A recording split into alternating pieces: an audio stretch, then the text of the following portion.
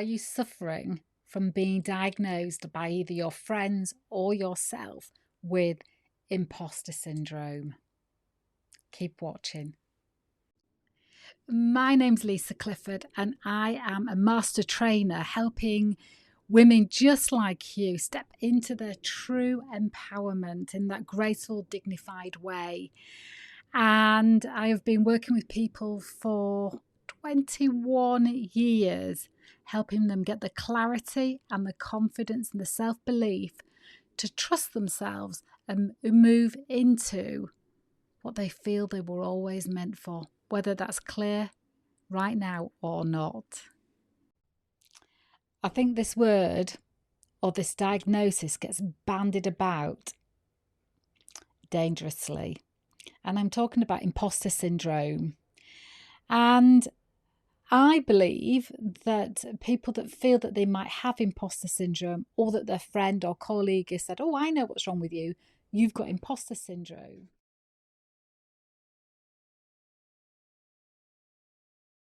So imposter syndrome is actually a medical term, and it's about a cluster of symptoms that persistently occur together that causes stress, distress, paralysis, the inability to function.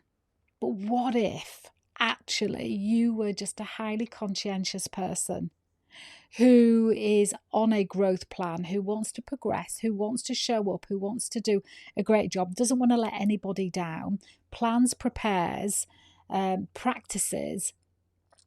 And so with that level of conscientiousness comes a sense of self-awareness. And it's in that self-awareness that you recognise that you have moments of doubt, moments of not feeling as confident, feeling like other people know more than you know. But that's not imposter syndrome. That's you being in your growth space where you are stretching yourself to the next level.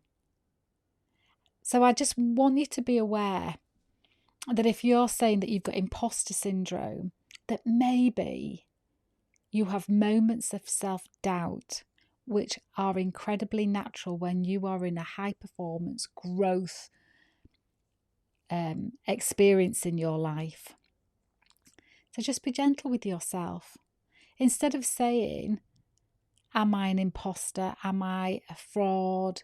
Somebody's going to find me out.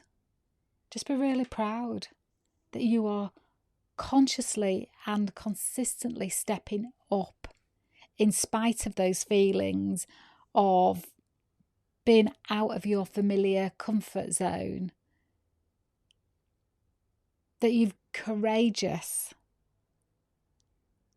Start to feel proud of where you're at rather than, am I going to get found out? Because I guarantee everybody that gets moved up to the next position or is getting prepared for their next position, that is an unfamiliar space for them to be in. And in that is that self-checking, isn't it? Self-censoring. Am I doing this right? Is this what's expected of me? Am I being a model of this role? Just trust yourself. You've got this far. You're going to get exactly where you want to be. So here are 3 dangers of being misdiagnosed by friends or by yourself with imposter syndrome. Number 1 is you doubt your brilliance. And even me saying this will make you feel uncomfortable, that you'd be too humble to believe that you're brilliant. But it wires the brain to doubt yourself, to slow down, to be cautious. You're going to get it wrong. It makes you devalue yourself. It makes you overthink. We all know how uncomfortable overthinking is, and the I was going to say rat holes, but actually rabbit holes that you go down to, but maybe rat holes was a better term. Number 2, it becomes a self-fulfilling prophecy. You start to behave as though you are an imposter, a fraud, and then you start looking for evidence to prove yourself right. You start misreading people's expression, misunderstanding what they're saying, you start to want to shrink and not put yourself forward for things for the fear of being found out.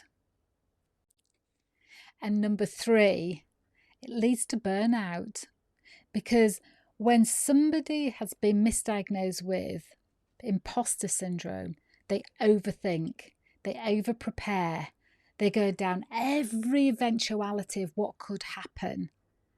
And then they live in the stress and the fear of each one of those as though it's actually happened. They end up holding the door open for somebody else to take the space, the role that they were hoping for. And all along, they could have just trusted themselves and stepped into the next position, the next role.